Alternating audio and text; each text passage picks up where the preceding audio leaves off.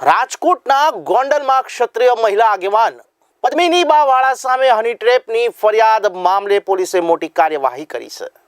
આ કેસમાં ગોંડલ પોલીસે પદ્મિની બાવાળા સહિત 4 લોકોની ધરપકડ કરી છે। જો કે મુખ્ય આરોપી તેજલ છૈયા હજુ પણ પોલીસની પકડથી દૂર છે।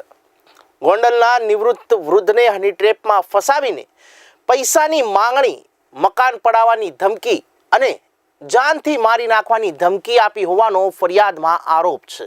આ ષડયંત્રમાં પદ્મિની બાવાળાની પણ સંડોવણી હોવાનો આરોપ હતો। જો કે આ મામલે સામે પક્ષે તેજલ છૈયાએ પણ ગઈકાલે છેડતીની વળતી ફરિયાદ નોંધાવી હતી। રાજકોટમાં 60 વર્ષીય નિવૃત્ત વ્યક્તિ રમેશ અમરેલિયાએ આ 2 દિવસ પહેલા ક્ષત્રિય આંદોલનમાં સૌથી આગળ રહેનાર મહિલા અને અગ્રણી પદ્મિની બાવાળા સહિત કુલ 5 લોકો સામે હની ટ્રેપના આરોપ સાથે Gondal city B division police સ્ટેશનમાં ફરિયાદ નોંધાવી છે અને જાનથી મારી નાખવાની પણ તેમણે ધમકી આપી। સાથે જ આ ષડયંત્રમાં પદ્મિની બાવાળાની પણ સંડોવણી હોવાનો આક્ષેપ કરાયો હતો। જો કે પદ્મિની બાવાળાએ આ તમામ આરોપોને ફગાવ્યા હતા। આ મામલે હવે પોલીસે મોટી કાર્યવાહી કરી છે। પ્રાપ્ત માહિતી અનુસાર ગોંડલ પોલીસે પદ્મિની બાવાળા સહિત 4 લોકોની ધરપકડ કરી છે।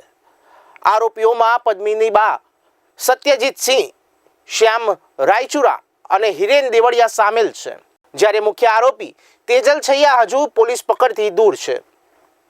તમને જણાવી દઈએ કે ગઈકાલે તેજલ છૈયાએ પણ ફરિયાદી રમેશ અમરેલિયા સામે વિડીયો કોલ પર અવારનવાર બીભત્સની માંગણીઓ કરી હોવાનો પણ આક્ષેપ સાથે વળતી ફરિયાદ નોંધાવી હતી।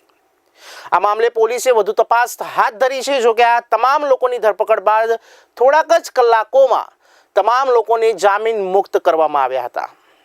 જો કે હજી પણ મુખ્ય આરોપી તેજલ છૈયા પોલીસ પકડથી દૂર છે।